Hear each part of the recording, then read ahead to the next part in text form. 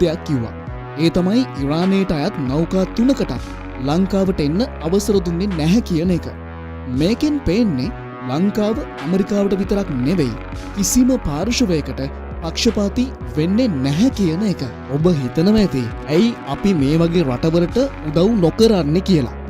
මෙතන තියෙන්නේ අපේ රටේ ආරක්ෂාව පිළිබඳව ප්‍රශ්නයක්. පළමු කාරණාව තමයි ලංකාව යුද ගැටුම් වලට සම්බන්ධ පාර්ශවයකට සහාය දුන්නොත් අපේ ජාතික ආරක්ෂාවට ලොකු තර්ජනයක්.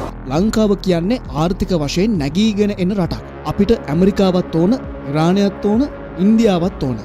ඒ නිසා එක පැත්තක් ගන්නෙ නැතිව නොමැදි විදිහට ඉන්න එක තමයි අපේ රටේ අනාගතයට හොඳම දේ. මේක නිකම්ම එපා කීමක් නෙවෙයි. මේක ලංකාව ලෝකයට පෙන්නපු දැඩි ස්ථාවරත්වයක්. ඒක රටකට රාජ්‍යයකට ලොකු වටිනාකමක්. මේ වෙද්දි මේ තීරණය ජාත්‍යන්තර මාධ්‍යවලත් දැඩි අවධානයකට ලක්වෙමින් තියෙනවා.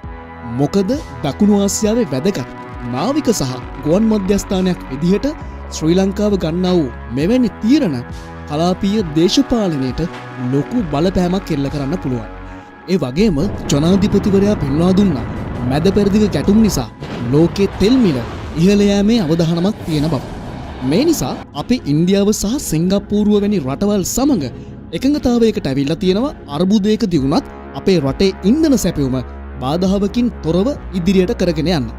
ඒ කියන්නේ අපි දේශපාලන වශයෙන් වගේම ආර්ථික වශයෙන්ුත් මේකට සූදානම් වෙලා ඉන්න බව තමයි ස්ථීරවම ජනාධිපතිවරයා පාර්ලිමේන්තුවේදී පවසා සිටියේ.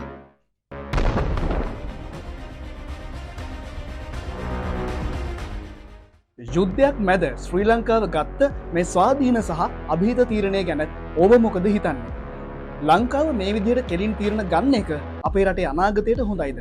ඔබේ අදහස පක්ෂපාතී නොවි කමෙන්ට් එකකින් කියන්න. මේ වගේ වීඩියෝ නරඹන්න ඉන්සයිට් පිච් රිමල් අපේ YouTube නාලිකාව සබ්ස්ක්‍රයිබ් කරන්න. ඔබට ජය.